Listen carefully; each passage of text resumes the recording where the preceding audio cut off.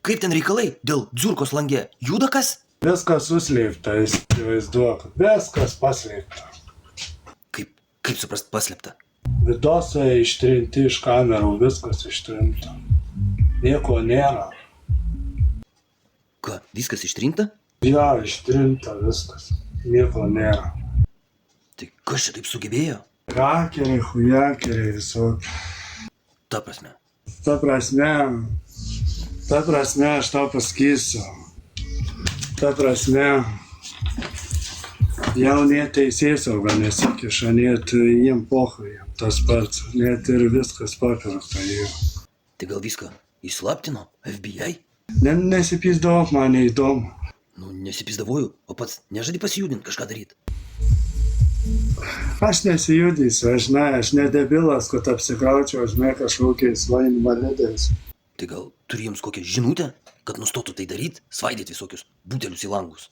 Aš esu valkata be dokumentų ubagas, supranti, skredina šūdo gabalas ir kara čia kai kas čia labai, manim labai susidomėjo kažkokiu nuskredusiu ubagu, kuris net grindis plauna su šepičiu, supranti, ir labai daug žmonių gyvena fantazijose, žiūrint, kaip ubagas plauna grindis, kurva, lašaras aš esu, blet, tai.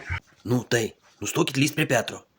Kurva, tai juokas, man, blet, man tai kurva.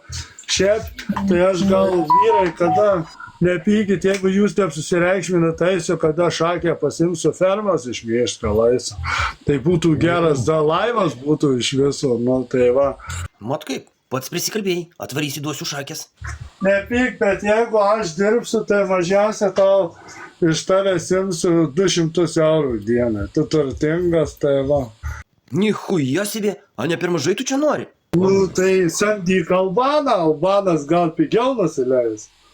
Nahui, tai be sieno aš tada liksiu, nes jo... Pybis nori mergos.